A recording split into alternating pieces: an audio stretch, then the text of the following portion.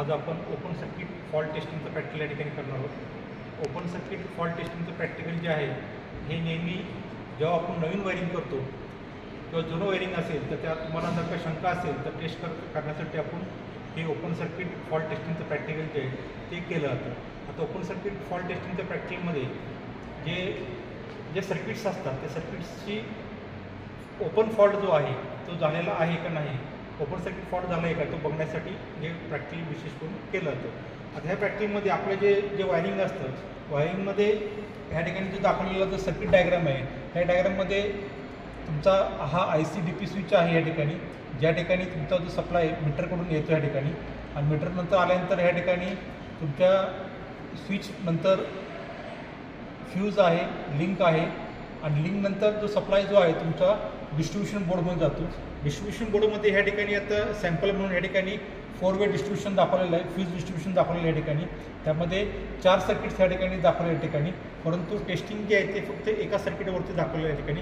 आता आपण पण ह्या ठिकाणी याच पद्धतीने आपण एकाच सर्किटवरती testing open circuit fault testing जे आहे ते आपण ह्या ठिकाणी करणार आहोत। ह्या ठिकाणी आता ह्या ठिकाणी जे वायरिंग आपलं जे रेग्युलर आपण करतो त्यामध्ये न्यूट्रल कॉमन असते। न्यूट्रल आता हा लॅम्प आहे, हा फॅन आहे, हा सॉकेट आहे, प्रत्येकाला न्यूट्रल कॉमन गेलेली आहे आणि जी फेज जी आहे ती फेज आपली इथून सर्व स्विचेसला गेलेली आहे, बल्ब लॅम्पच्या स्विचेसला, फॅनच्या स्विचेसला आणि सॉकेटच्या स्विचेसला।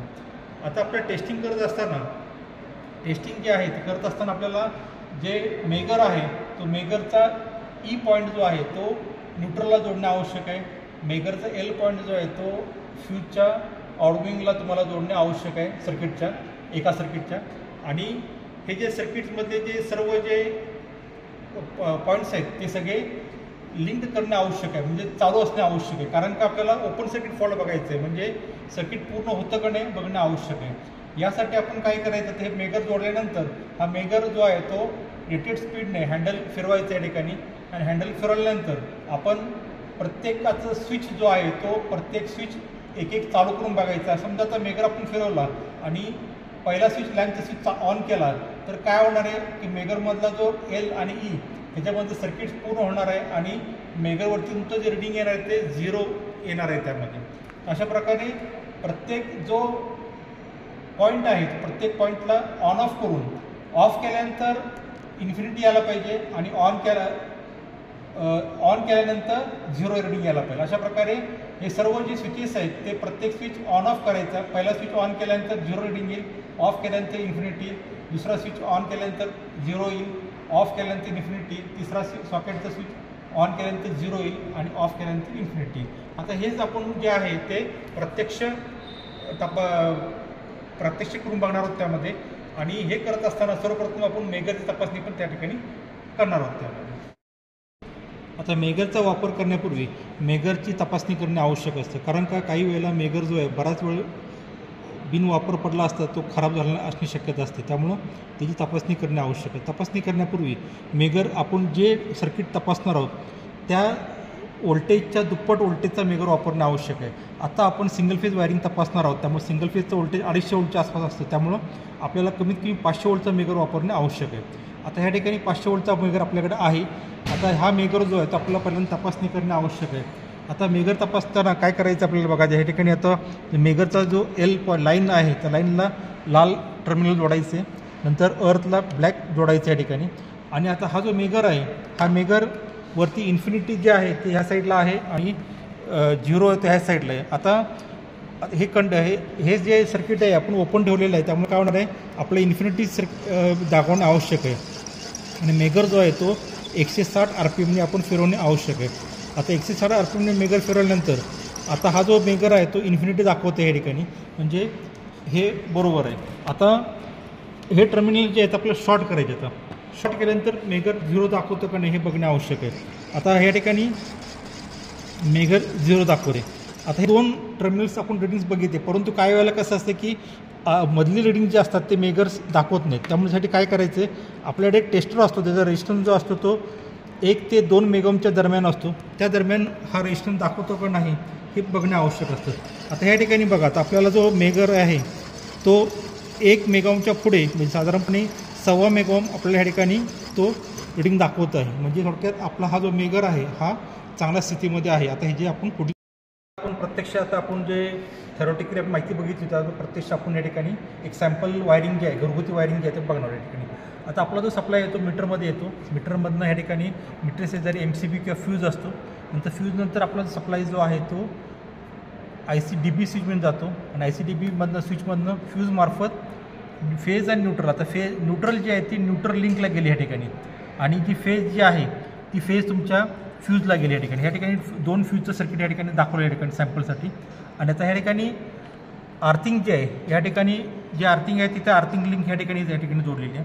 आता इथून जे प्रत्येक जेवढे आपले जे सर्किट्स पाडलेत त्या सर्किटला या ठिकाणी फेज न्यूट्रल आणि आर्थिंग ह्या ठिकाणी सर्व आपले जेवढे घरामध्ये सर्किट्स असतील त्याला आपल्याला वायरिंग जाणार आहे.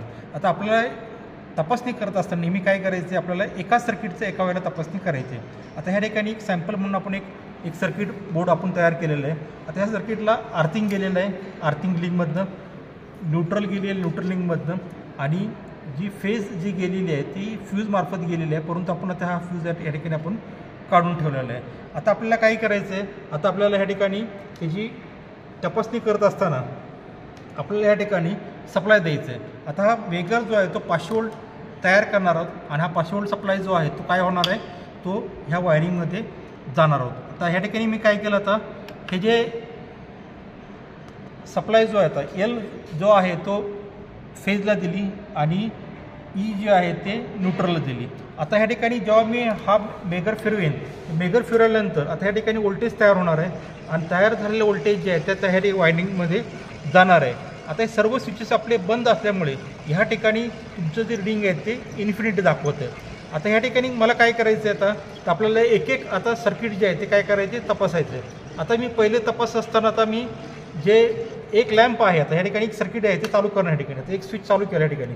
आता हे केल्यानंतर बघा आता हा जे रिडिंग आहे ते आता 0कडे गेलं. थोडक्यामध्ये काय झालं की पहिला स्विच चालू केल्यानंतर ते सर्किट पूर्ण झाल्यामुळे त्याची जी रिडिंग जे आहे ते त्यांनी 0 दाखवलं. आता तसंच आता परत दुसरं हे टेस्ट करत असताना परत हँडल फिरवायचा आणि दुसरा स्विच जो आहे तो चालू करायचा आणि त्यावेळेला रिडिंग जे आहे ते परत 0 आलं पाहिजे. परत अशा प्रकारे तुमचे जेवढे पॉईंट्स आहेत तेवढे पॉईंट्स तुम्ही काय करायचे अशा प्रकारे कुठलं सर्किट ओपन आहे का अशा प्रकारे काय करायचे तपासणी करणे आवश्यक आहे. तसंच आता तुमचा फॅन असेल आता फॅन देखील तुम्हाला तपासणी करत असताना तुम्हाला अशा प्रकारे हे सर्किट जोडणे आवश्यक आहे. आता हे उदाहरणार्थ आता एखाद्या सर्किटमध्ये फॉल्ट असेल समजा उदाहरण हा बल्ब गेला असेल. आता मी हे सर्किट जर का मी ऑन करायचा प्रयत्न केला आता बघा आता मी पहिलं सर्किट ऑन केलं आता मेगर फिरवते परंतु इन्फिनिटी दाखवते का कारण का ह्या ठिकाणी हा जो बल्ब आहे हा बल्ब मी हा गेलेला आहे किंवा ह्याचं सर्किट कुठंतरी बंद झालं असेल या प्रकारे ओपन फॉल्ट जो आहे तो दाखवतो. अशा प्रकारे आपल्या वायरिंगमध्ये कुठंही ओपन सर्किट फॉल्ट झाला असेल तर त्याची आपल्याला तपासणी ह्या टेस्टद्वारे आपल्याला करता येते. धन्यवाद.